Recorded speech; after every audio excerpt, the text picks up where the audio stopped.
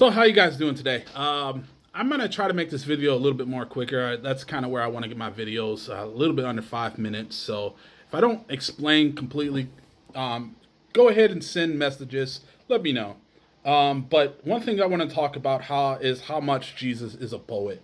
People don't quite see it or understand it, but Jesus is probably the biggest poet we see in the Bible because everything that he says and explains has a lot of meaning to it. People at that time and even people now today, they don't quite see it. So yesterday I was talking about how a lot of disciples left him. And there's a reason why a lot of disciples left him, because he was talking about eat my flesh and drink my blood. And then you can have eternal life. Then you can go to the Father. But this is a hard teaching. And it was a very hard teaching at that time because people didn't quite understand what Jesus was talking about. He showed all these wonderful signs and did a lot of things. But still, people at that time, and even now today, people in our church, they don't quite understand what Jesus is talking about. So we're going to look into that, okay? I'm not going to read the whole passages, but I'm going to bring out some points just to give you guys an understanding. And, and you can understand this like more on why we do communion and why we say this is the blood and this is the flesh. So in understanding that, I'm going to give you guys some context. I don't go back to the Old Testament too much, but if we look at Leviticus chapter 17:10, and you can read through this, and I'll read this really quick. I will set my face against the Israelites or any foreigners residing among them who eats blood, and I will cut them off from my people. For the life of a creature is in the blood, and I have given it to you to make atonement for yourselves at the altar. It is the blood that makes atonement for one's life. Therefore I say to the Israelites, none of you may eat blood, nor may any foreigners residing among you eat blood.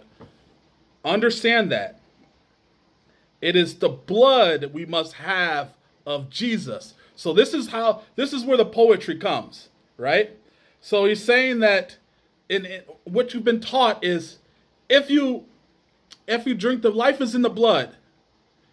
And so you're not to have the life. This is what the Jews have always been taught. The life is in the blood. Don't eat the blood of the animal. Don't drink the blood of the animal because that's where the life is. But Jesus says, unless you drink my blood, my life cannot be in you. You see that? Woo! So we don't want the life. We don't drink blood because we don't want the blood of the animals inside of us, because that's where the life is. In the Old Testament, they taught that's where the life is. The life is in the blood. But Jesus says, my life needs to be in you. So unless you drink my blood, I in you, you in me. Ooh, that's beautiful. Okay, that's poetry.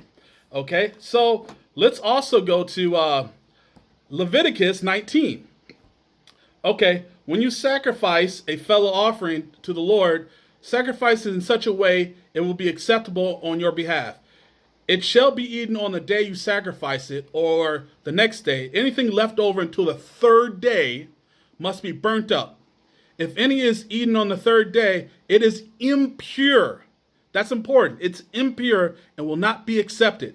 Whoever eats it will be held responsible because they have desecrated. Sorry, I can't say. What is holy to the Lord? They must be cut off from their people. Understand that. Jesus is telling you, unless you eat my flesh. Here you're saying, on the third day, you are impure if you eat the flesh of animals or eat the flesh of burnt offering. But Jesus says, unless you eat the flesh, you will be impure. Ooh, that's poetry. So Jews were always taught you're impure if you eat the flesh after the third day. Here, Jesus is talking about unless you eat the flesh, you will be impure. Oh, that's poetry. So what are we talking about? Where do we all get from this? This is, if you look at John 6, starting off from 35. You can read the whole thing. I'm not going to read it for you, but I am just going to read part of it. It's really important that you read the whole chapter, but I'm going to read part of it just so that you guys can get a better understanding, okay? Verse 53. Jesus said unto them, very truly I tell you, unless you eat the flesh of the Son of Man and drink the blood, you have no life in you. Whoever eats my flesh and drinks my blood has eternal life, and I will raise them up on the last day. For my flesh is real food, and my blood is real drink. Whoever eats my flesh and drinks my blood remains in me, and I in them. Just as the living Father sent me, and I live because of the Father. So the one who feeds on me will live because of me. Understand that. Jesus just didn't come out of nowhere and say this. This was Jewish customs. You don't eat flesh after the third day because it's unclean. But Jesus says, unless you eat the flesh, you can't be clean. Don't drink blood because the life is in blood. Jesus says, unless you drink my blood, I have no life in you. That's poetry, baby.